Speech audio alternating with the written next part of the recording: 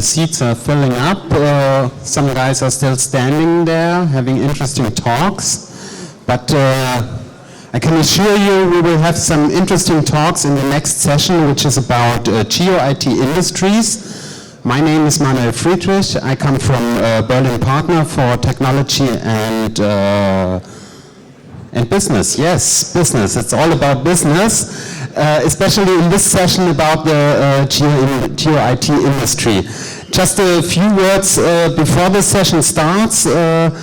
From this cluster ICT Media Creative Industries, we will have an Innovation Field Conference in December, the 2nd of December, and you find around here the room, the hall, some flyers, some invitation flyers for this conference. We will have some guys from politics of the federal state of Berlin and Brandenburg. And we will have 3 interesting workshops about data management, technology, change and business. And one of the workshops will be about geographical data, because we think that this is an important area in the region, in the capital region, for making business. And also Roland Wagner will have a talk there, and Geocom, and one of the so-called working groups in this area we've set up 2.5 years ago. We have working groups on different areas. One of the areas is big geodata, and from this working group we will have an inspiring talk there, and then we will have a discussion about how politics should support the geo industry in the next, let's say, 2 or 3 years in the capital region. The conference mainly addresses companies and research institutes from Berlin and Brandenburg, but you're very invited to come there and share your thoughts. So, enough of the advertisement. Our first speaker will be Joseph Leigh from Nokia here, and he will give us a talk about indoor maps. We've heard already a lot about indoor today. But now we will have an industry perspective, I guess, about indoor maps, the next frontier for digital mapping. Joe, please. Thank you very much. Let me start by saying how excited I am to be here. You know, it's actually for us who love maps, maybe, you know, we should get together more often, because there are not enough of these types of events. It's really great talking with many of you in the break. About maps and nothing but maps. I've personally loved maps since I was about 6, when my dad bought me a globe. We used to play this game where he would say the name of a country and you know the game, right? You swivel the globe around, you point at the country. Where's Togo? You look for Togo, there it is. Since that day, on my 6th birthday, I've been in love with maps. That's why I went on to study geography and then GIS. Then I worked for TomTom, Ordnance Survey, Transport for London, and here. And actually, living in Berlin is particularly exciting for a geographer. Let me show you one of the reasons why I find it really exciting living here. Tell me, anyone see anything interesting about this map of the Berlin tram network? Yeah, east and west, exactly. It's absolutely amazing that a city is built in such a way where for the whole period of multiple decades it was completely divided. There are places where there are literally schools directly next to each other in Neukölln with you know, big sports facilities next to each other. I mean, no city would do that in its right mind, put 2 almost identical schools right next to each other. Well, the reason is, of course, the wall was there. So I took this map and I actually drew the wall on. You can see it there. That's where the wall was. And only now are we starting to see the encroachment of the public transit network back into the west with a recent extension of the tram to Hauptbahnhof. So this is really one of the many reasons why I find living in Berlin really fascinating from a geographical perspective. Maps have evolved a lot in the last 30 years. We've talked a lot about that in the last presentations. And I don't know, but many of you probably remember that digital maps 20 years ago, even 10 years ago, were largely made up of nodes and links, roads primarily, and a little bit of infrastructure, and nothing much more than that, right? Then we started adding land covers, beautiful colors started to come in, pedestrian networks, 3D landmarks, a lot of richness started to come into the map. But even today, we still see some maps that look a little bit like this, right? A lot of nodes and links. This is actually a website of Macmillan, who was, or Millikan, sorry, Millikan, who was making a lot of reviews about handheld devices back in the early 2000s. This is what they looked like back then. So again, maps have evolved enormously since those days. But still today, there remain some question marks about spaces between roads. And so when I look back at the history of the company that I work for right now here, we've been monitoring that very carefully and looking at the use cases. What do people really need? And these days, with the enormous explosion in terms of capabilities, what we have in our pockets, these smartphones, it opens up a lot of new opportunities, no longer about just richness in the map. You need fundamentally to re-examine the business models and then to add more data to meet those new use cases. One of those, of course, is about indoor maps. But it's more than just indoor maps. Yes, it's about shopping centers. It's about airports. It's also about train stations. Sure, they're all indoor maps. But it's also about things like zoos. I mean, how many times have you been to the zoo and got lost? Well, maybe my sense of geography is actually really bad, which is why I like maps, but it's happened to me. I imagine it's happened to many of us. Also, at a theme park. So these are also locations of hyperlocal geographical information that have so far not really been mapped very well, right? So that is one thing that my team at here is doing, is we are mapping these last remaining gaps in our maps. And that's why we don't call it indoor maps, we call it venue maps. Venue maps is needed in a number of different areas. I mentioned consumers. I mean, we all carry around with us a device now that is capable of doing all of these things that a computer was not even capable of doing 10 years ago. It's amazing. So consumers will, of course, continually expect to see this advanced level of cartographic detail in the maps. That's going to continue. But also enterprises. And I'm going to show a few examples in a minute of how enterprises are going to be demanding these kind of maps in the future. And then also automotive players for the last mile to get you not just to the car park, but also all the way through to your final destination inside of the building. The industry is growing. We've mentioned indoor many, many times today throughout the presentations. And it is growing, and that's very well recognized. I mean, ABI have mentioned 4 billion is what the industry will be worth by 2018. And 1.6 billion of that in the USA alone will be spent on exactly what my team is actually building, which is, the software and the hardware that enables these different things. But also consumers are asking more and more for indoor maps. You can see from Google Trends the number of people who are doing a search on the internet for the words indoor maps. And it's also going up very quickly. So clearly this is an area, and that's why we say the next frontier. We think this is going to be the next big thing in mapping, and it already is in many ways, but I think this is just the tip of the iceberg for the many reasons that we've mentioned. There are still a lot of friction points that need to be corrected and improved in order to really be able to accelerate on this. Let's take a few examples of some of the business drivers and reasons why different venues and companies are looking at indoor maps. Travel trends, airports and train stations. 41% of us, when we travel, we struggle to find our way around foreign airports. That's according to CPP research. And 20% of us have had to run at some point in our lives to catch a flight. Okay? I'm also one of those. So it is very well understood that when time is tight and instructions and signposts are not clear, in those locations, the need for indoor maps is particularly high. And that's where we're seeing the initial trends of demand in those hubs, those transit hubs, for example. And that's going to continue. airports have got KPIs, key performance indicators, around throughput, and they need to make sure that they identify bottlenecks.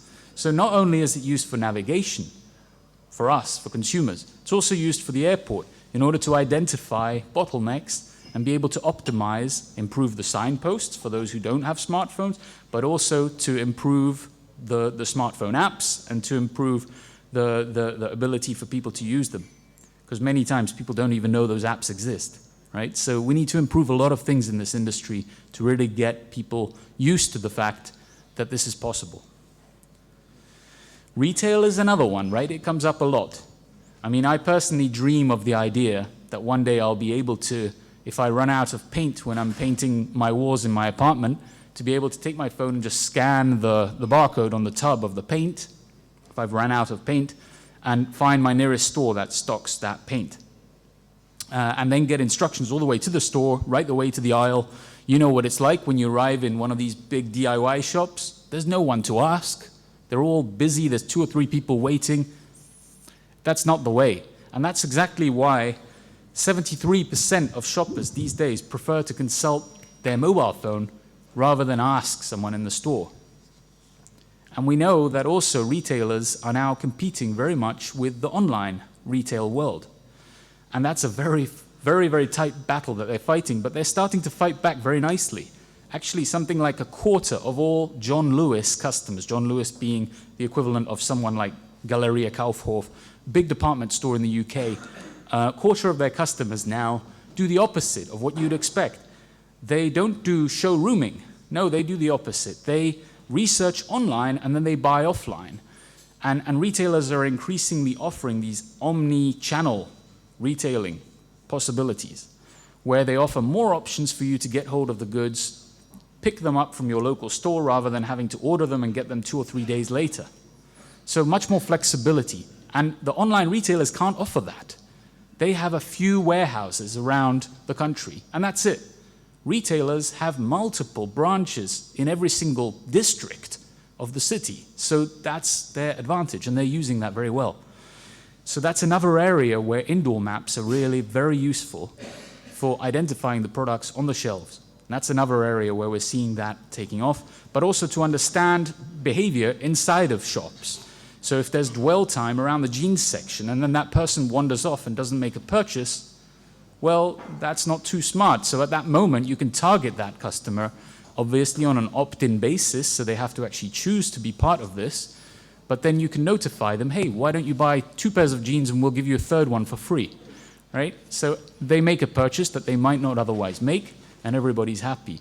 These types of things one day will for sure, and already today, some retailers in the United States are making good progress with this type of really highly targeted understanding of their customers to offer them a really personalized experience which they buy into and they understand. That's another area where we're really seeing a lot of interest in indoor maps, and that's going to continue, no doubt. How many people have ever got lost at a hospital? It's very easy to do. Most hospitals are very confusing. They've evolved over many decades, and rooms and facilities have been moved around. That's why something like 7 million hospital appointments are missed in the United Kingdom every single year, right? And that costs something like 1 billion Great British pounds. That's a huge amount of money wasted, and the vast majority of those missed appointments are due to navigation problems. I mean, these are not my words. This is from The Guardian, one of the leading UK newspapers, and also from the Wall Street Journal. Same problem in the United States. So this is another area where indoor maps are not only going to help with navigation, but also to help track what goes on in the hospital, right? That's where it starts getting a little bit into the privacy areas, which I know is a very hot topic, particularly in Germany, but generally in Europe and somewhat in the United States too. But you could imagine what you could do. For example, you could, if there's only a certain number of dialysis machines in the hospital, you could track where they are. If there's only a certain number of surgeons on duty, you could know where the nearest one is in case of an emergency. You could monitor how often do people pass the location where they clean their hands. All these things are already, by the way, being done in the United States on a trial basis. and maybe one day will also come to Europe as a way to optimize the use of resources in hospitals. I'm personally particularly excited about the navigation side because I really hate getting lost in hospitals. Thank heavens it doesn't happen very often, but when it happens, it really matters, and it really makes a big difference that you get good instructions when it counts the most. The slide got a bit messed up, but I think you can see the main points here. This is about the automotive industry. So no longer is it acceptable when you park your car to find your way in to your final destination. That's no longer something that consumers find acceptable. We're hearing that increasingly. So what they expect is for the instructions to continue right the way through to their final destination, right? And that is not the car park. That is where they're going. So we're seeing a big uptake by mainly the biggest automotive players of these so-called companion apps, right? Companion apps which may come from Audi, from BMW, or from the car manufacturer themselves. And they typically have a mapping feature. You can see the one here from BMW. They've called it last mile, right? The last mile feature, which does exactly what I've mentioned. It doesn't yet include indoor maps, though. So this is another area where we're seeing a strong potential for indoor maps. Garmin, who will be speaking in a few minutes, they've already closed the last mile to some extent. You can see the screenshot here. They're using our venue maps to show which floor your final destination is on, so that when you arrive at the mall, you get routed, you get the instructions, at least, to the final destination. But also, they do more than that. They also route you to the correct entrance of the shopping mall, which, particularly in the United States, but also to some extent in Europe, makes a big difference. These massive shopping malls, where if you get to the wrong entrance, you might well end up fighting through crowds for 15 minutes to get to your final destination, which may well have its own car park right next to it. So this is all about optimization, but very valid and a very big market, because most of us have been in a car, every month, several times, probably even every day. So this is a very big area as well for us. Then there are also legislation changes that are going to impact the uptake of indoor maps. For example, in the United States again, where things really are moving quickly on indoor maps, the FCC has recently extended the E911 directive to include indoor. So I don't know how many of you know that, but in January they extended it. It's no longer just good enough for mobile operators if you dial 911 to know where you are outdoors. No, that's not enough. They also want you to be able to pinpoint where the caller is indoors. So mobile network operators have to be able to pinpoint you indoors if you call an emergency service number from your mobile phone. That is amazing that legislation is demanding that. And it is entirely possible. The ingredients are there on the table to do that today. So that is extremely exciting for anybody who's interested in maps, because maps are what's going to enable this. So it's about floor number, and it's about showing on that map where the caller is. It's going to save lives, right? Because if someone calls, says someone's having a heart attack in a big shopping center, it can take minutes, even tens of minutes, to find the person if you don't have their location on a map. And that can mean the difference between life and death. This is many reasons why our team has started to build venue maps.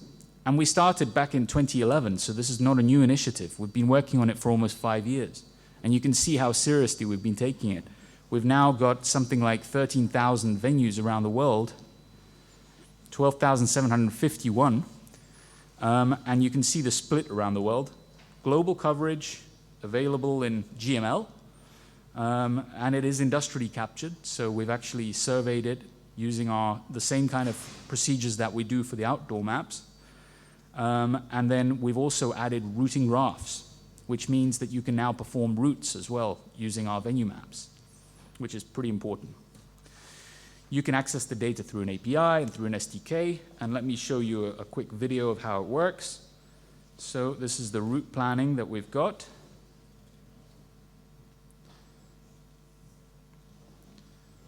If it wants to start.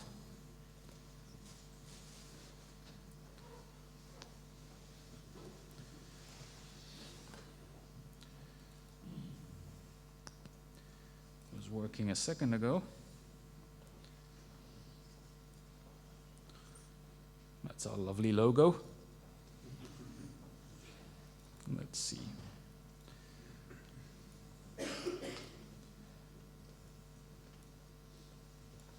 Okay. So this is brand new. The Here mobile SDK will be adding route planning this winter. So you can see here, I've done a little video showing a shopping mall here in Berlin. You can see the map in 2D, but you can also see it in 3D. And this is all available online and offline. So even if you're in another country, you don't need a mobile network to use this. Seamless connection to the outdoor world, of course, from the indoor world.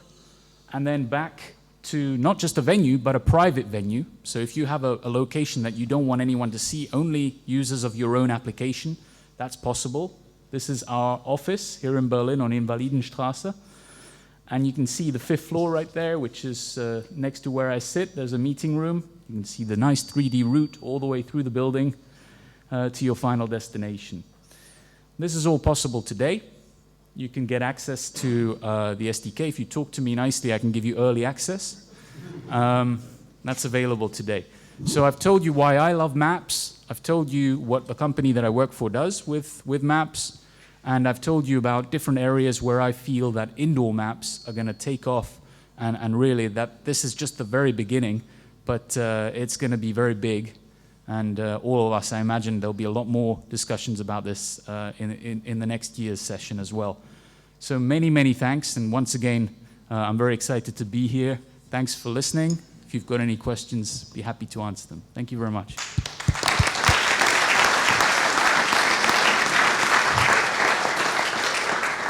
Yes, thank you, Joe. Thanks for the invitation to speak nicely to you. Are there any questions in the audience? Here's a question. Hi, just a quick question. How do you keep the data fresh? And how do you actually create your maps? Do you license them from other map vendors, or do you actually drive or send someone there? Yeah, that's a very, very good question, because with all of this stuff, what we're finding is that indoor locations change roughly 30% per year. The outdoor streets change roughly 15% a year. So it's a double the pace of change. So we have, of course, as a business, one big advantage, which is that we've got 200 field offices in over 55 countries, and a lot of those staff also are responsible for the neighboring countries. So we have 200 field offices, and mostly we have the ability to go to a venue to check what has changed in person.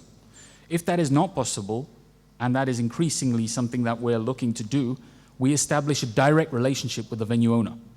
So that is ideal, because then you don't need to go there, because the venue owner is giving you that information on a regular basis. We've built a tool where a venue owner can actually log in and they can make a change, for example, a Burger King to a McDonald's. And within 15 minutes, it's reflected in our API. So anybody who's using the SDK or the API get access to that change instantaneously. So all of our apps, including our Here Maps application itself, which you can download on the Google Play Store for Android, that includes the venue maps as well. And they're updated within 15 minutes as we make the change, or as one of our venue owners logs in and makes the change. So there's multiple ways that we do that, but we're very keen on doing more of that, what I've just described, establishing a direct relationship with the venue owner so that they make the change. And of course, if you think a shopping mall, why is a shopping mall interested in working with us? It all comes back to the automotive side. Here is primarily serving the automotive industry today. Vast majority of our revenue comes from automotive. So, and the reason is that 9 out of 10 cars today drive with a Here map on board if they have a GPS navigation system. And those retailers want to be in the map because it allows consumers to find the stores. So it all comes back to that. So the shopping malls, as soon as they hear that they have an opportunity to update and maintain the data with a 15-minute cycle, they jump on the opportunity. And that's what we want to do more of, to keep the data up to date. Thanks. Are there any more questions? This is not the case, so thanks again, Joe. Thank you.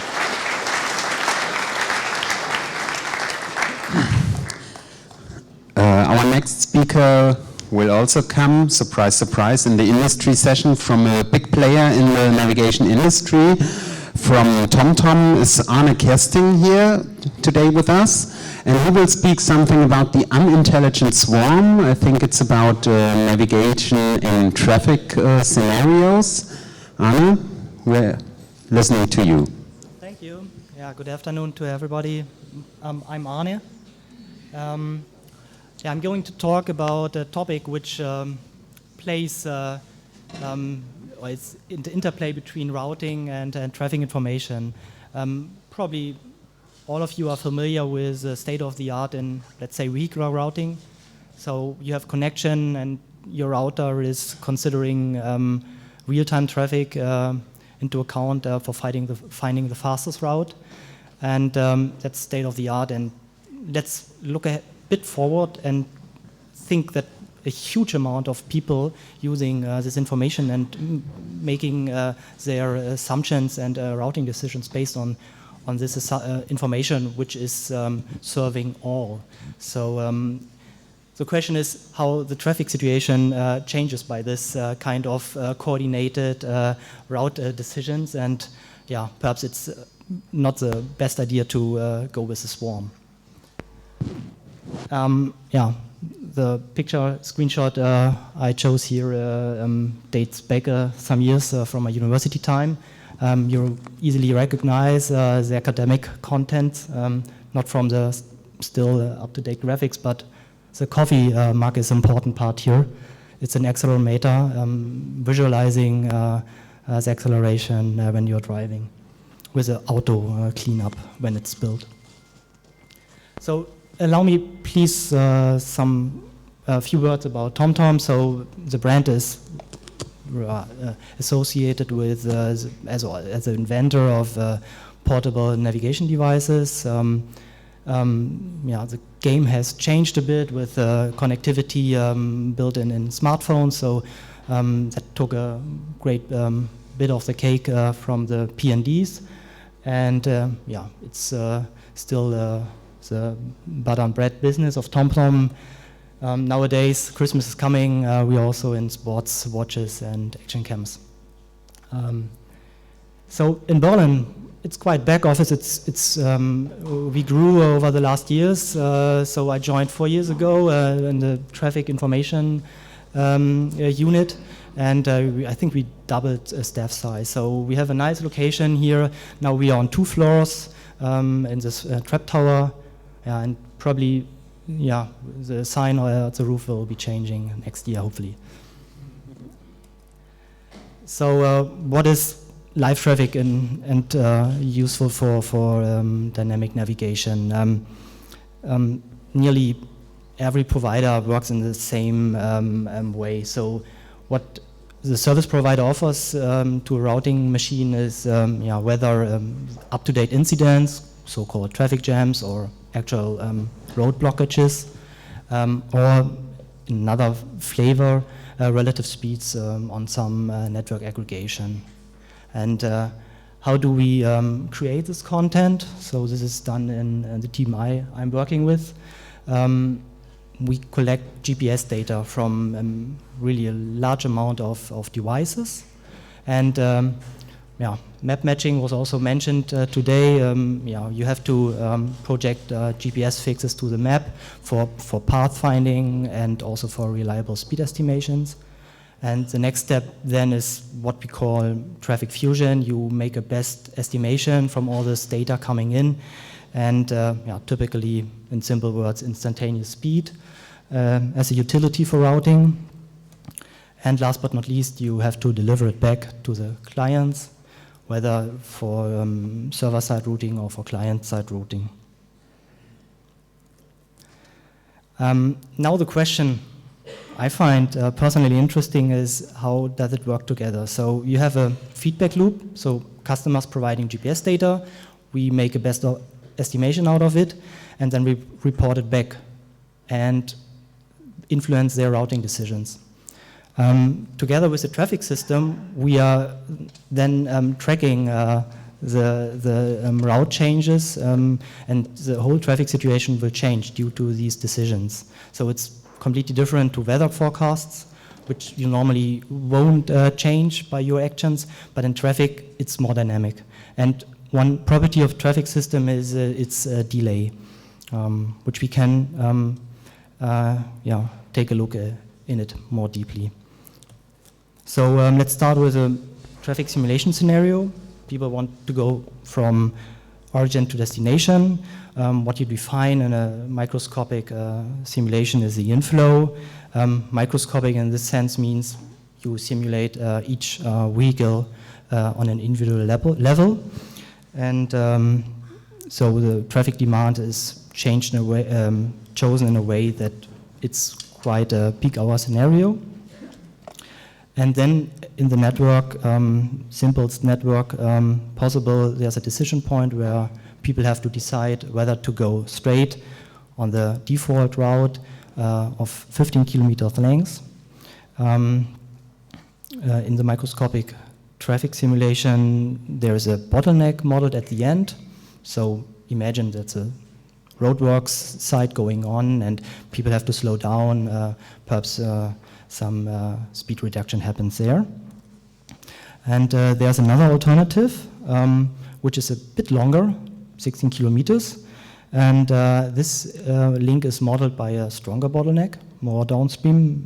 Imagine, or you can think of a city with several traffic lights, and this really forces people to slow down when traversing the city. Okay, we also need to model the service provider. So very easy assumptions. The service provider makes instantaneous speed estimations on this network. You also have to assume some default speeds when there are no vehicles driving. And yeah, you see the travel time is preferred or faster on the first alternative than on the second. So let's look at the first scenario where nobody gets up to date or live information. So all people stick to the alternative A1. So this is a temporal spatial plot over the time, simulation time. I just printed colored dots for each vehicle movement, and you see the free traffic from the upstream boundary, and then there is a congestion piled up, indicating by the yellow color. And yeah, this just reflects the bottleneck downstream, which triggers a breakdown, and afterwards when the flow drops to zero, it's just relieved afterwards. And this is reflected in travel time, of course. The alternative A2 is constant, nobody uses it. And yeah, the travel time on alternative 1 is more than doubled due to the congestion. So this changes when you now equip some percentage, let's say 20% of the vehicles, take into account what the service provider reports as actual speed. And you have now a load balancing somehow, that people finding the fastest route on the alternative A2. And this distributes flows, and the overall traffic speeds on both alternatives are lower than in the previous scenario. It's pretty obvious, and yeah, many studies have shown that when you are routing with live information, it has a benefit for you on an individual level, and yeah, also what is shown here in the simulation on a system level. And when TomTom launched its live traffic, there was a visionary claim, I call it. This CEO, a founder of TomTom, who stated in a PR initiative that if 10% of the drivers use this live traffic feature, there will be collective effect, flows will be distributed and over the network, and congestion will balance this out and get reduced. So this is what we saw in the simulation. But this is not the full story. Think about the large amount of people now getting connected, and obviously will use routing services.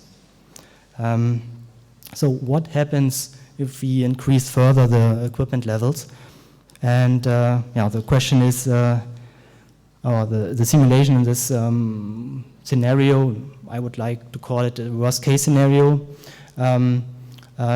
then goes up again. So we are now after 20% travel times for the whole traffic system in average increases again. I simulated a lot of simulation runs here and trying to modify the service provider modeling. So for example, I assumed a certain threshold for getting rerouted, or I assumed certain discrete update time for reporting new states to the customers, or I also added correlated noise so that the service provider is wrong over time and so on. But all these additional assumptions doesn't change the qualitative picture here. So what happens when we look at 100% is that we have a kind of instability leading to oscillation. So once the traffic gets congested on the alternative, on the default route, people are swarm-like attracted to the alternative, which is faster in the first place, but due to the strong bottleneck downstream and the latency there, it has it worsens the whole system, and then everybody is attracted back to the first alternative, and you have a ping-pong effect leading to a worse system performance overall. So what would be the solution? Load balancing is probably the term here, and I'm a bit skeptical. So if I am in an ideal world, I would require a lot for solving this problem. So for example, if you really want to predict what happens next, you need to know capacities for the whole network, which is quite hard to measure.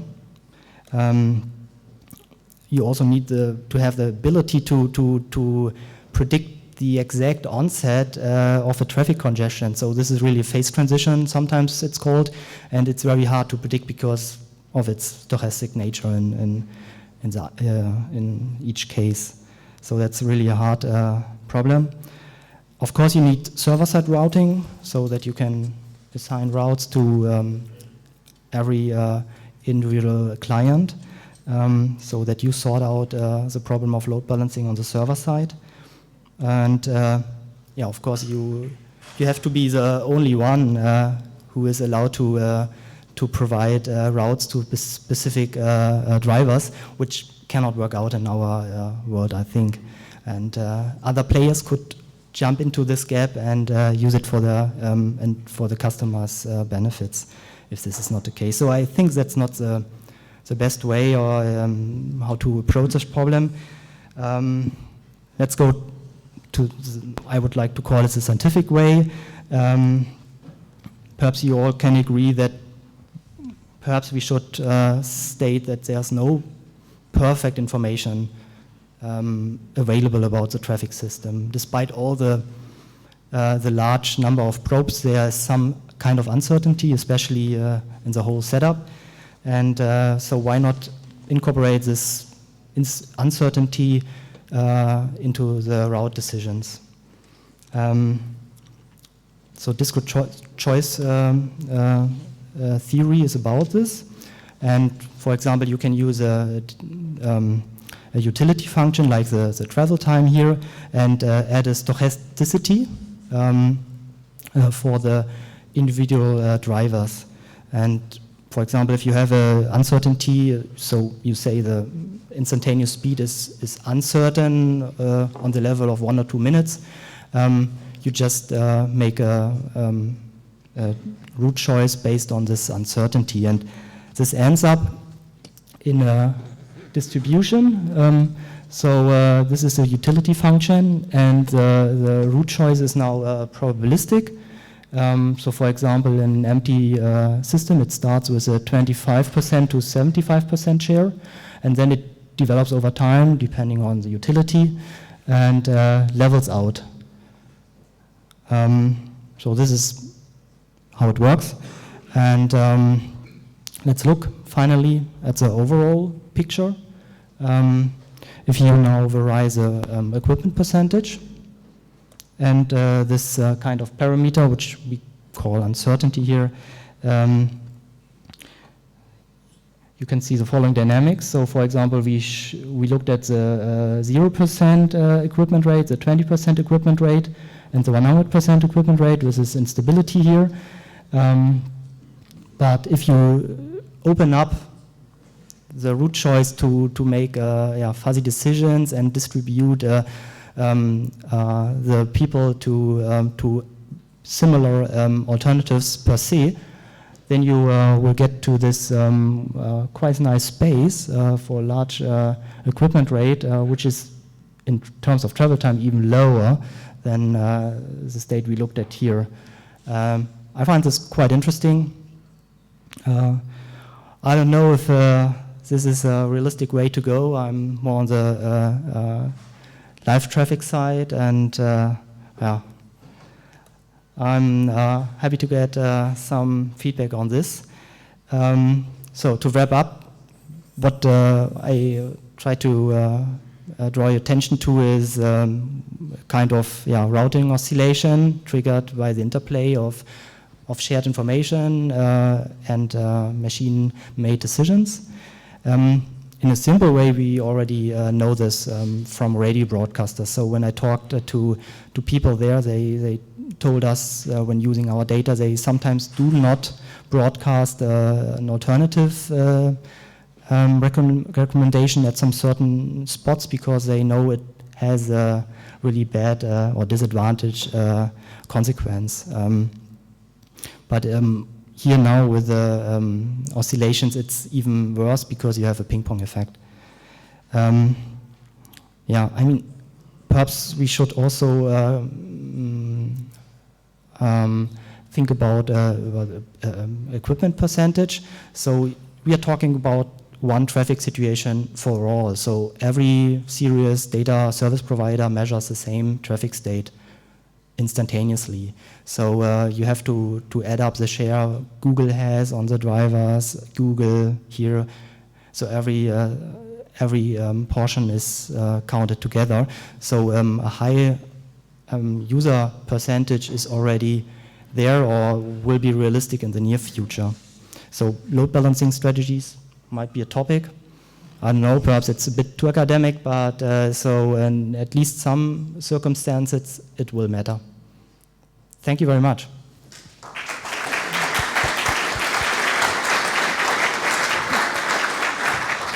Thank you, Arne, for this inspiring talk. Are there any questions? Yeah, here on the... Jan has a question.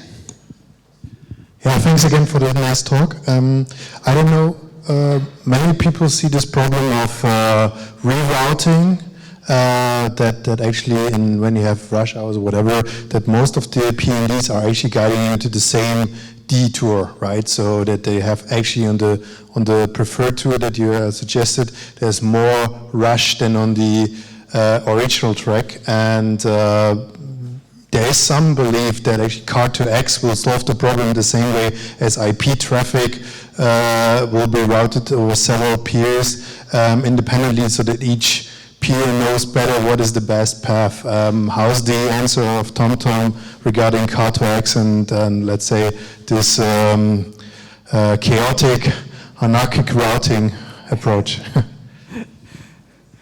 Okay, I would like to give two answers. So first answer is referring to this, so when you have a severe congestion on a highway, you will end up in a piled up congestion in the subnetwork. That it was really the case before or when in TMC systems where the coverage is poor. Now I hope that with the full coverage also of the subnetwork, problems will be less drastic. That's for the real or for the current state. Your second question I cannot answer completely. I'm a bit skeptical about Car2X. For some applications, definitely makes sense. And for others, like perhaps routing is one of these. I think a server-side traffic estimation has very high value because it covers a lot more of the network graph that should be taken into account, while this Car2X is very local. Yeah, Car2X makes sense for really short-term maneuvers and communication tasks.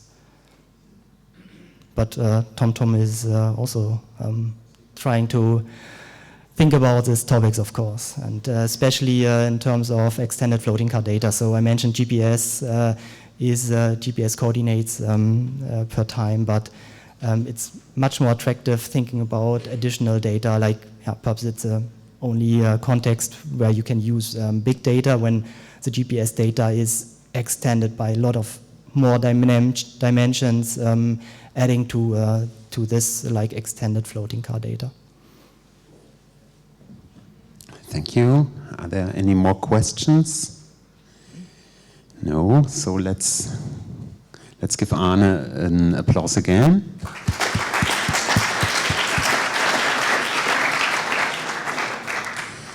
And now we have the third speaker in this session. In this industry session we had TomTom. Which one is missing? Right, it's Garmin. And Martin Treiblmayr is here from Garmin to give us a talk about the typical metropolitan problem for car owners, where to find the next parking spot. Me, myself, I'm driving bike. I have no problems with this issue, but I think a lot of people think very hard about this issue, and I think it's also a good point to make business, to give car drivers the opportunity to find parking spots. So you ready, Martin? I think so. There's already the logo. Yeah, thank you very much. Most important. Thank you very much for the introduction. What I would like to discuss with you today is street parking and Garmin's take on this. Maybe I can start with a little demonstration of the problem. We have here a map of the city of Munich, and let's assume we have an appointment pretty much in the middle of the city. Now our GPS tells us where to go, so we are driving towards the middle of the city. That's all easy. Destination found, but then we figure out, oh, there is no parking. We all know this problem. We start driving around, we do not find something. There's pedestrian zones, so it's pretty nasty and pretty consuming our nerves. So what we want to do, what we would want to have is to know what is the likelihood to find something. Right? We know from analyzing our probes that 20% of the traffic in urban areas, in cities, is caused by people looking for parking spots. And how nice would it be to avoid this kind of traffic? Just go to a street where there's good likelihood to find something. And I'm very happy that I can announce that Garmin is now capable to indicate probabilities to find parking spots along inner city street segments in real time.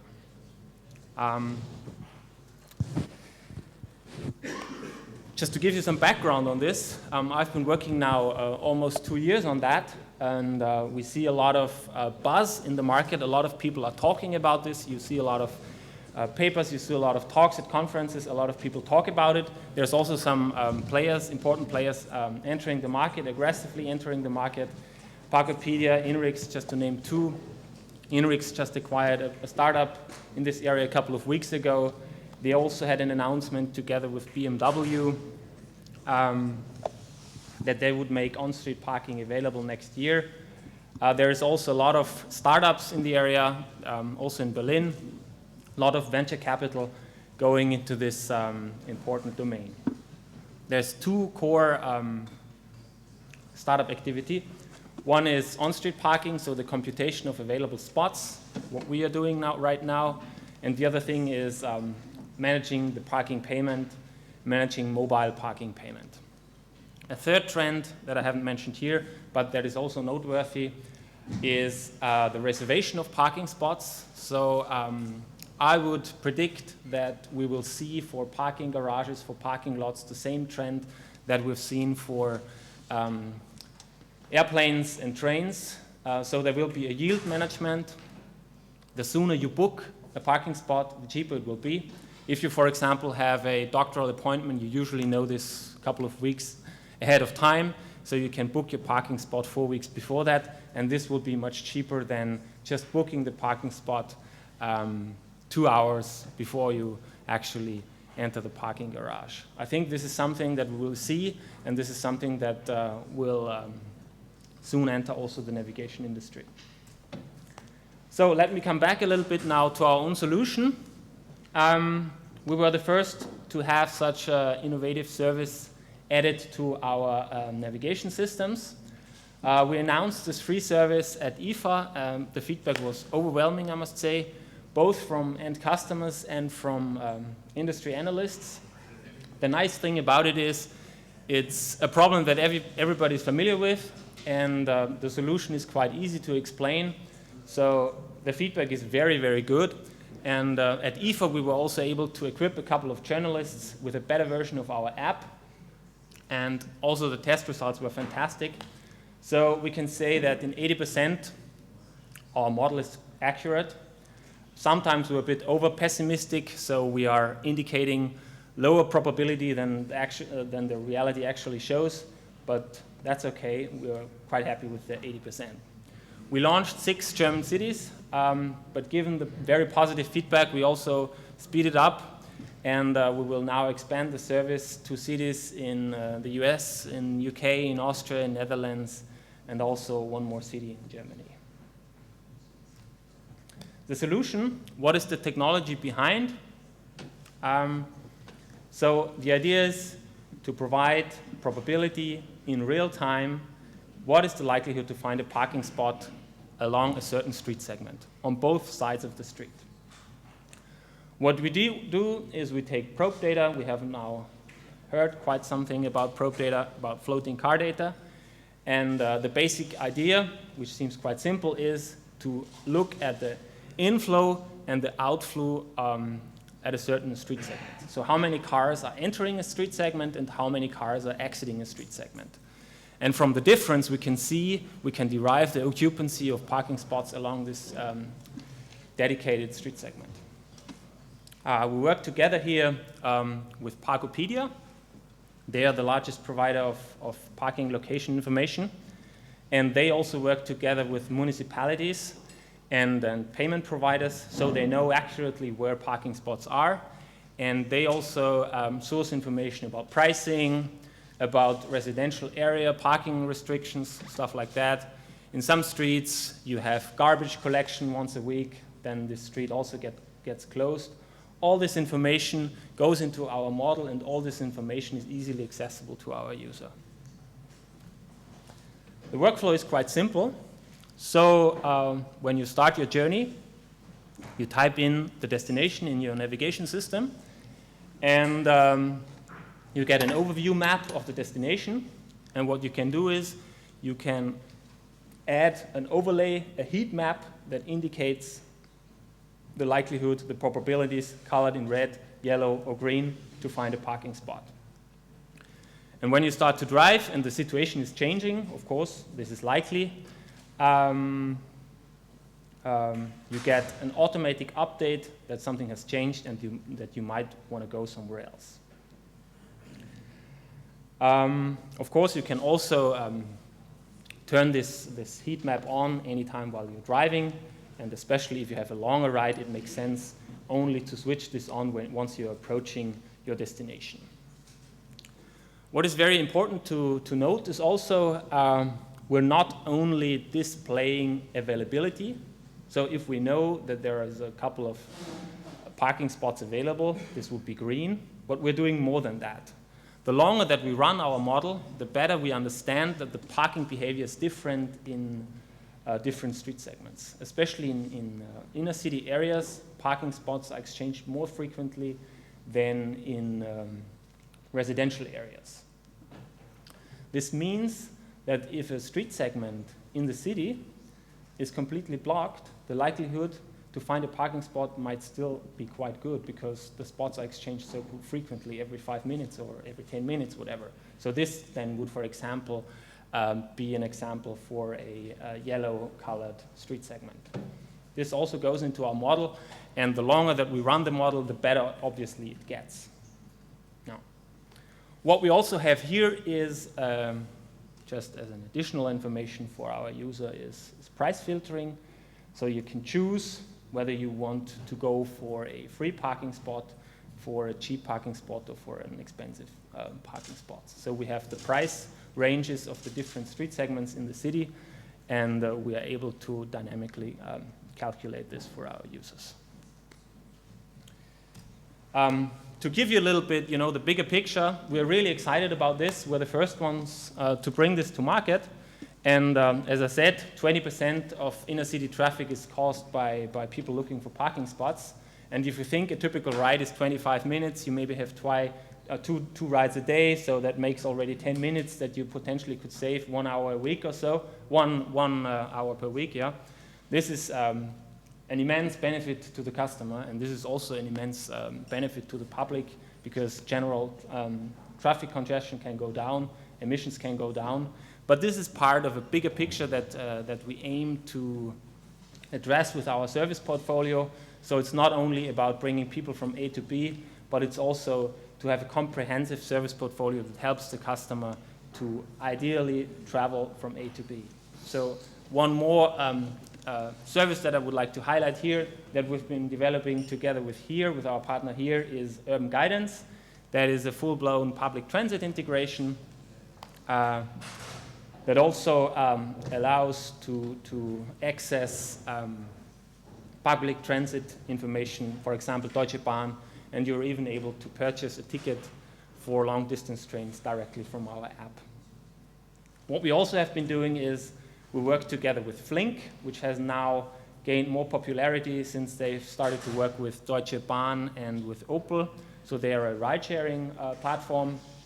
And if you want to drive, for example, this evening to Frankfurt, and you enter this into our system, Flink will look for other people that also want to go the same route, and in our navigation app you will be offered people that will have the same route as you, and you can also earn money with that, actually. So our overall game is to enhance daily travel routines, and definitely parking is a very, very important topic, and we've always felt that parking is really a pain point to many of our customers, and we're very happy now that we were able to address this, and we're very happy with the feedback that we received. And of course, I'm also happy to answer your questions now that you might have.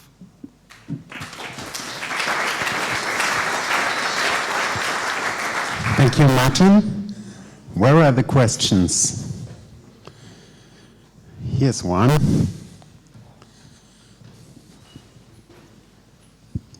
Hi, I'm Dimitri from Tripozo. So, very impressive presentation. How do you collect this inflow, outflow data? And also, how granular is the data? For example, some streets may run for several kilometers. Do you actually check every segment of the road? What is inflow versus outflow? And yeah. So we have probe data we have our own probe data, obviously, from our users. Parkopedia also has other partners that they work with. And yes, we do this on a very granular basis on every street segment, on block basis, basically, yes. Thanks. Are there any more questions? So this is not the case. Then we'll end this session. Thanks again, Martin. Thank you very much. And thanks to all the other speakers in the session. Grab a small refreshing drink, and then in about 10-20 minutes we continue to our last session. Thank you.